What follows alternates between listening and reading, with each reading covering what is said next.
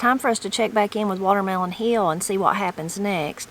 If you've missed any of the previous readings, just look in the description below for a playlist. And if you'd like to buy this wonderful book, please visit watermelonhillbook.com. That link will also be in the description below. And today is our last reading of this wonderful, wonderful book. Mixing Mud. My dad worked at the plastering trade for over 50 years, but he was more than a tradesman, more than a craftsman.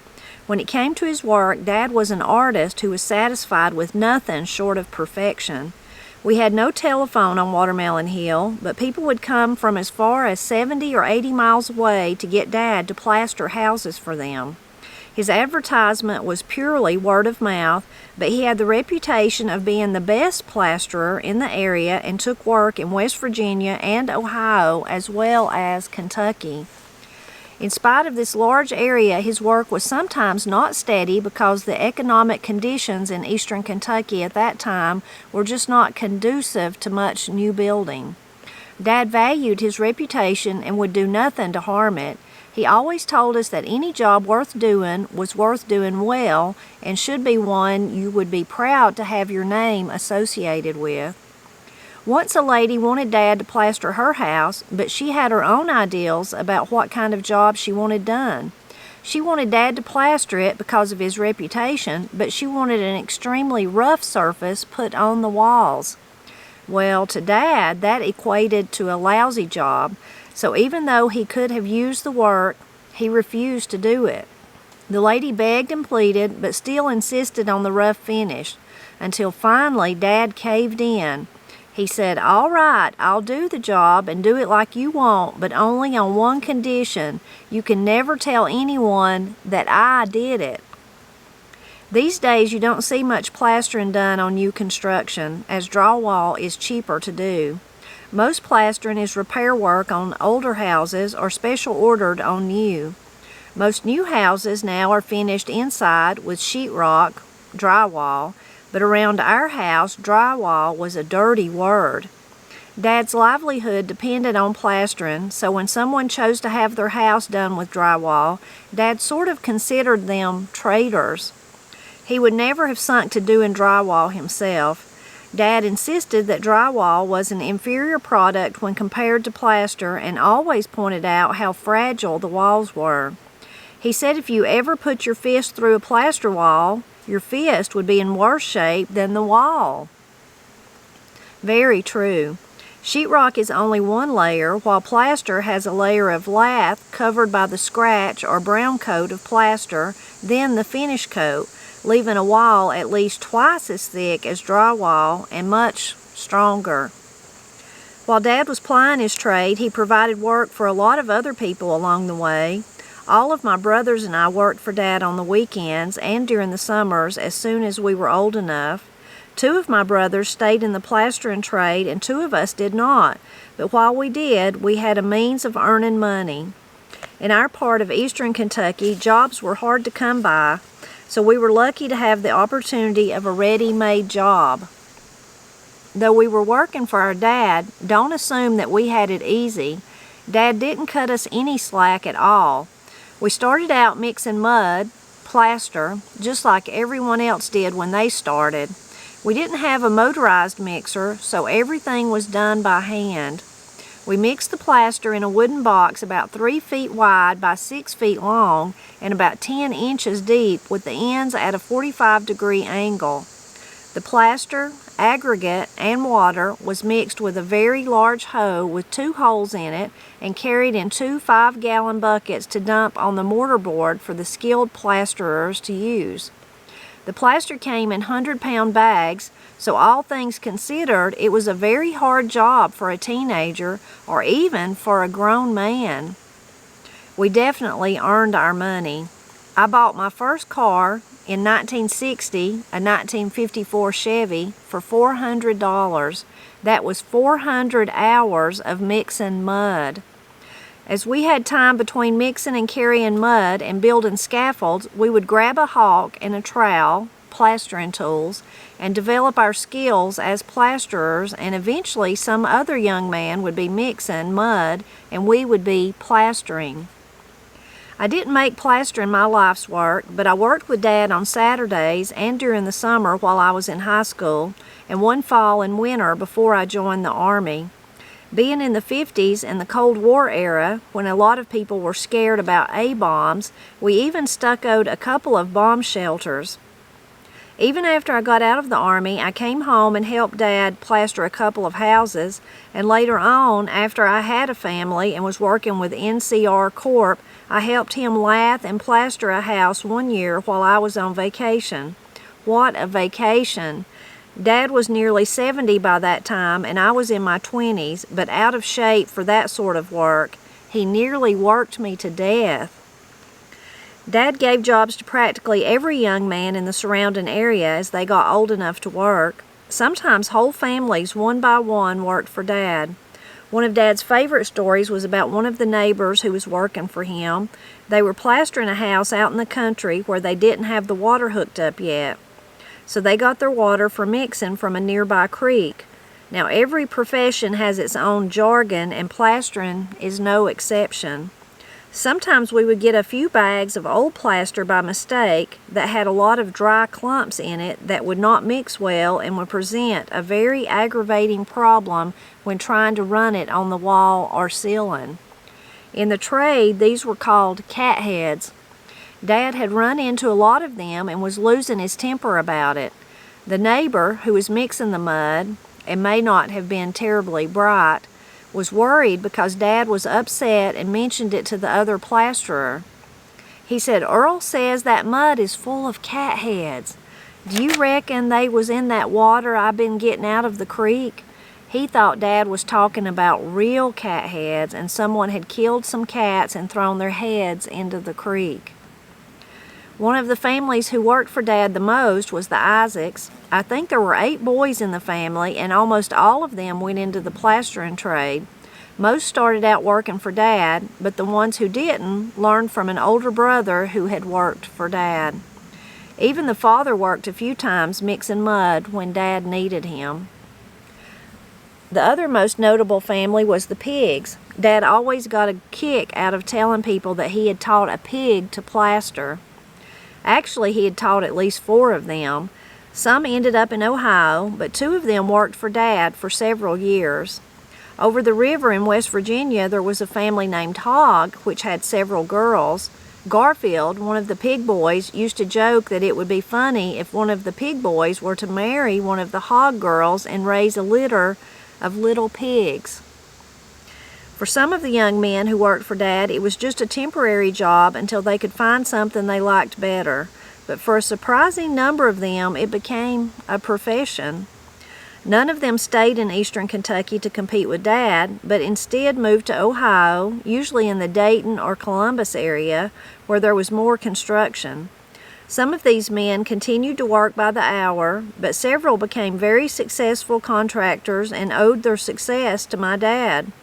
There was not many opportunities for a poor boy in eastern Kentucky in those days, but Dad provided the means for quite a few of them to better themselves. Louisa High School. My alma mater, good old Louisa High School, was my home away from home for 6 years. I wasn't held back, it was just that the 7th and 8th grades also attended the high school, along with the freshmen through senior grades. Through the 6th grade, I attended my little one-room Lower Lick Creek Elementary School, and most of my classmates continued there through the 8th grade. We were reunited again in the 9th grade at the beginning of high school. In the 7th grade, I started riding the bus to town to the big school, or at least it seemed mighty big to me. Dad dropped me off at the school on the first day, even though I wanted to start riding the bus right away. I wanted to seem as though I had it all under control, but secretly, I was a little scared. This school had 2 buildings with 2 floors each and lots of rooms. I was afraid I would get lost. The buildings were referred to as the old building and the new building. The old building started out in the early 1900s as Professor Byington's normal school and was the next step after elementary school. It was a brick building with wooden floors in all the rooms, and the walls and ceilings were plastered. Along with the classrooms, there was a study hall and a library on the first floor, and an assembly hall on the second floor, which had a very high ceiling. At the end of the assembly hall, there were 2 narrow stairways leading up to a couple of third-floor rooms, sort of like towers on the corners. If the building was still standing today, which it's not, it would make a perfect Halloween haunted house. The new building contained the principal's office, several classrooms, and the gymnasium. You've probably never seen a gym like this one. We played basketball there, but it was not large enough for a standard-sized court. The sidelines were about a foot from the bottom row of the bleachers, but the worst part was that it was not long enough either. They got around this problem in a rather ingenious way. Usually the center line of the court is in the center, not ours. There was a line on each side of the center jump circle. Whatever end you were playing from, you played to the farthest center line, then coming back, played to the other one. Even with that, the baskets were mounted on the end wall, so whenever anyone went in for a layup, they slammed into the wall. There was a mat hung on the wall under the basket, so at least you hit some padding. Whatever its shortcomings, we still loved it because it was ours. I would catch the bus at the highway, which was at least a quarter mile from home. I was usually early to catch the bus, but when I was running a little late, I had the fastest route to the highway planned out and could make it in a flash. I would run all the way through the pasture field, jump the graveyard fence, cross it, then jump the back fence, cut through the pine grove overlooking Lick Creek, and to the bus stop. One morning when I was in the 8th grade, while I was waiting for the bus, a lady with a flat tire pulled off the road right next to me. Naturally, being a young gentleman, I offered to change the tire for her. She was very grateful, and I proceeded to play the Good Samaritan, feeling a little heroic. In the 50s, most cars had bumper jacks, so I hooked the jack up to the front bumper to change the tire. The car was of a type very often seen on Kentucky back roads, beat up, splatters of mud all over, and a terminal case of rust cancer, so while I was jacking it up, the front bumper broke completely in half. I was mortified that my good deed was turning out bad, and to make matters even worse, this was right at the moment my school bus came around the curve. I had no solution for her, so I just mumbled an apology, told her I had to catch the bus, and left her there. I felt terrible, but didn't know what else I could do. The high school didn't have a lunchroom, so we usually walked downtown for lunch or went to the elementary school. This was a little farther, and if we couldn't catch a ride with a student who had a car, we usually ran so we would be able to eat and get back to school on time. Lunch at the elementary school was 20 cents and a nickel more if you wanted an extra milk. Quite a value even for the late 50s, and a lot of high school students went there to eat. Every spring, as the weather got warmer, it seemed that almost everyone in school, at least the boys, was carrying a water pistol. At first there would only be warnings, then one day there would be an unexpected visit by Mr. Cheek, the school superintendent, to collect everyone's squirt gun. This was a sort of last chance at amnesty, so coming from Mr. Cheek and being as corporal punishment was still alive and well, we all gave them up voluntarily. These days the worry is about real guns, not water pistols. Back in the hills between Watermelon Hill and Louisa lived a family with several grown children, 2 of whom were retarded. I won't mention their name. The oldest boy was severely retarded, but was taken care of at home by his family. Another boy and a girl were completely normal and had families of their own. The other boy, or I should say man, was retarded but could function normally and did manual labor jobs around the countryside when someone needed temporary help on a farm. He helped Dad sometimes when we were cutting hay. He was at least 30 years old, big and gentle, but strong as an ox. He reminded me of Lenny in the book and movie of Mice and Men, so I will call him Lenny. He could talk normally, but could not read or write, and probably was not capable of learning how. He was the butt of a lot of cruel jokes by the lower class of men and boys in the area. While I was in the 9th grade, some of the mental giants of the neighborhood pulled perhaps their cruelest joke yet on poor Lenny. They convinced him that if he went to school, he would be as smart as everyone else. They found some old school books, told him where to catch the school bus, and he was off to school. Every day for a week or more, he rode the bus to school each morning, went to whatever class was most convenient, and rode the bus home again in the afternoon, carrying his books. I was in one of the classes he sat in on. The teacher tried to reason with him, pleaded with him, but he was determined to go to school. It would have been wonderful if he could have attended some special education school that might have done him some good, but in our school he got nothing that helped him and was probably hurt by the experience. One day Mr. Cheek even came into class to talk to Lenny. I don't know what the turning point was, but shortly after that he was no longer waiting for the bus in the morning. I was amazed by how cruel some people could be. I liked and respected most of my teachers, but my favorite one was hated by a lot of students. My algebra and geometry teacher was Mr. Boyd. You either loved him or hated him. There wasn't much of a middle ground. He was hard, but if you attended his class, it was almost impossible not to learn something. I will never forget him or his purple Ford. He drove an old Ford, 49 or 50, I think. It started out navy blue or black, but as the paint faded, it became purple. He was usually the first teacher there in the morning and was in charge of ringing the bell. Mr. Boyd insisted on punctuality. I made good grades at Louisa High School without really trying. It was not until my first year of college that I began to wish that high school had been more challenging. I overloaded myself with difficult classes, and I had a hard time in school for the first time in my life. I'm sure the curriculum is much more varied now than it was when I attended high school, but at that time there were no trigonometry, solid geometry, or language classes offered. The lack of those classes in high school made college classes something of a rude awakening. I enjoyed my time at Louisa High School and was sad when graduation day finally came. I have attended only 3 reunions since 1960, but have enjoyed them all. I guess we tend to get more nostalgic as we get older. But I thought the last reunion in 2000 was the best yet, and I plan to attend all future reunions if at all possible.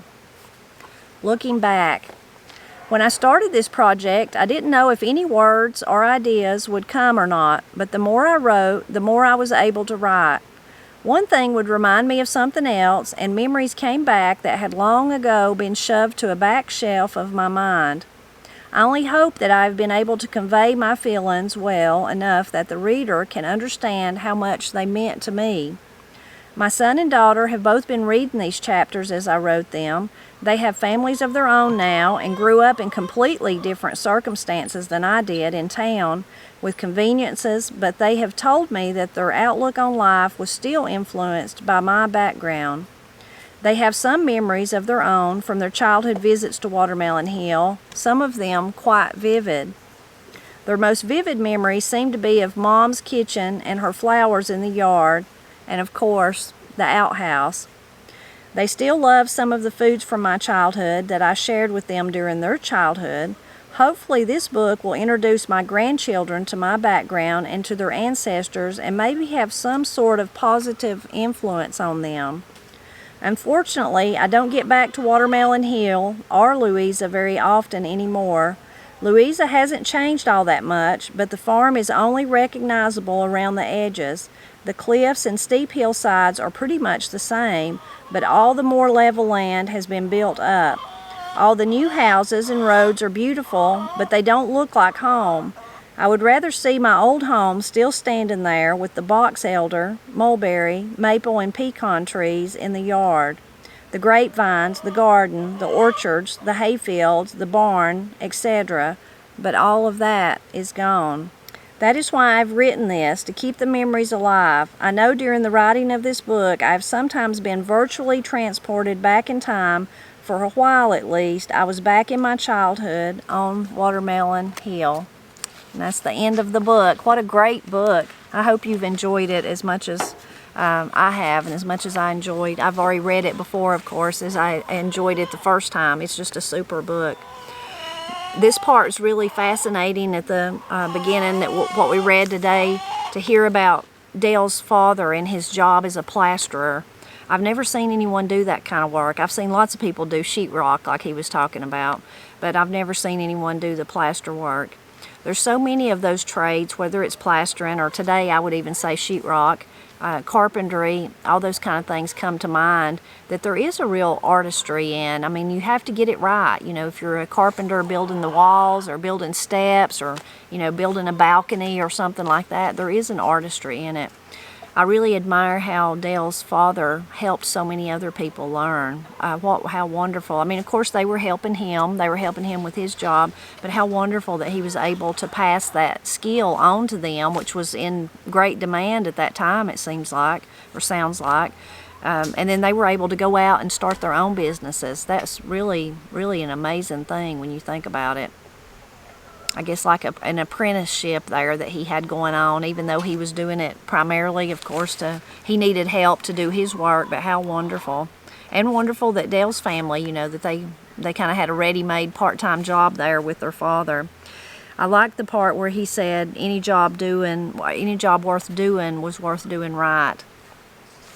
So that's kind of when I was growing up. Those are the things I heard from Pap and Granny. If I was wanting to be lazy and just halfway do something, you know, Granny would say do it right or don't do it at all. If you're not going to take time to do it right, then just don't do it. There's not, you know, it's kind of the same exact thing that Dale's father was saying.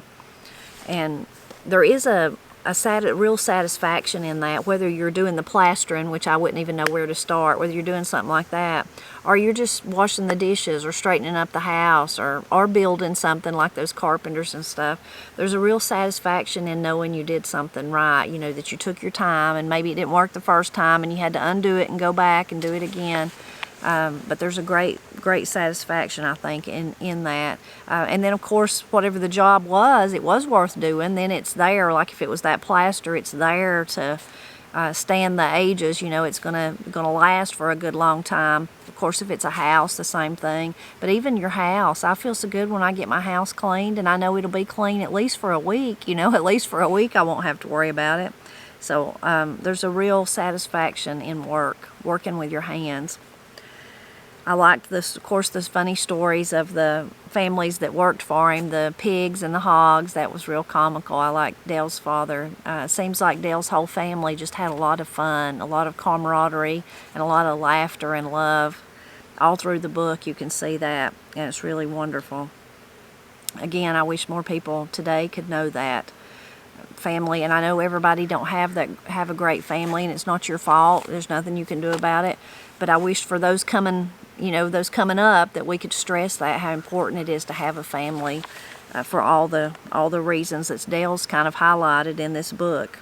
I had a similar experience as Dale as far as going to school. I did go to the Martins Creek, the same school, till 8th grade, and then I had to go to the high school like he was talking about. And it was a big building. How would I ever remember where, you know, I was just so terrified the first year the first week or two as a freshman at Murphy. How would I ever remember? Oh my goodness, how would I open the locker? I'd never had a locker before. What if I couldn't get it open and I couldn't get my books out and I was late? You know, and how would I get from this building to this building to that building? So all those things are very, very familiar with, to me, those feelings of being scared and nervous and trying to imagine what it would be like. And, of course, I found out, just like Dale did, that it's doable. All of it is, and you don't forget where you're going. And I could manage the locker and all those things. It's different, though, when you are going to if you're at a rural school like that and then you go to a larger school. There's a huge change there. Of course, any new school that's new to you, you'd have to get used to. Also similar to Martins Creek was his description of the gym. Martins Creek School, it's no longer there, it burnt down. I still dream about that school though, like it's there. In my mind, I still think that it's still sitting over there, even though it's been gone for many, many, many years now. But the gym was like the one he described, except it was even smaller. There was no room for bleachers. There was nowhere to sit along the sides. It was not regulation. There was no, I mean, I'm sure way back there they played ball games in it, but by the time I come along, they didn't really, you could practice in it, but you couldn't have any kind of, real ball games, basketball games in it. You couldn't do that because it just wasn't set up for that. It wasn't the right size and everything. But the most interesting thing he talked about, it's funny, probably 2 weeks ago, 3 weeks ago, I woke up. I don't know if I dreamed. I do still dream about Martins Creek School, so maybe I dreamed about it that night, but I woke up with it on my mind that just like Dale described, underneath the basketball goal, there was a big giant pad on the wall. And you know, and there was the little walkway all around the gym at Martins Creek, especially on 2 sides of it. Kind of the long side, and one of the narrow sides was the walkways where you had to walk to the other side of the school, or you were walking like from the office area down to the hallway on that side, the rooms on that side. So if you were walking between the office and maybe the 8th grade and Mr. Martin's classroom, and the library was on that side of the building, you had to walk right by that pad. I mean, you just couldn't help really but reach out and touch it or whatever. And on the front, it was just like, kind of like, looked like an old mattress, like with the little indentions, and it was white, faded, cream color, dirty, where everybody had touched it over the years.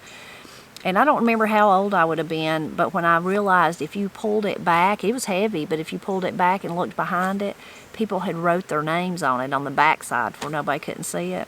And for some reason, I thought about that, like I said, 2 or 3 weeks ago, and I thought, who would remember that? Who can I ask if they remember those names on the back? And oh my goodness, I wish I could go back and read them. Of course, it burned up along with the school. If it was still even there, it might have even been took down. But I need to contact some of my Martins Creek friends and see if they remember that, and if they remember those where people had put graffiti on the back of it, basically putting their names on it. And then the water fights that Dale talked about. It was the same way at Martins Creek. Every year at the end of the school year, the last 2 or 3 days, it turned into water fights. And most of the time, the teachers allowed it. They just kind of let it go, especially on the buses. Now, if you were lucky, you had a really great bus driver, and of course all my bus drivers were great, but sometimes they would even stop and let you out and let you fill back up in the creek, you know, let you take your water guns down there in the creek. So I doubt anything like that goes on today, unless it's an organized way. Maybe if the school says, you know, we're going to have water day on the last day, and everybody wear your, you know, old clothes or a t-shirt, or bring a change of clothes or something like that. But interesting that in Dale's time there in Kentucky, way before me, they were doing the water fights, and then by the time I come along, that was still a very popular thing to do at the end of the school year, was to have the water fights. And have them at school, but especially on the bus ride home was where it was notorious to happen, especially on my bus in those days. And like I said, sometimes you had a bus driver that just go along with it, and they'd encourage it. Lots of fun memories. I've really enjoyed Dale's book. I hope you have. I hope you'll leave a comment and tell me what you enjoyed about this last part. And I hope you'll drop back by next Friday. I've not decided exactly on which book. I've got a couple in mind, but I will be starting a new book next Friday.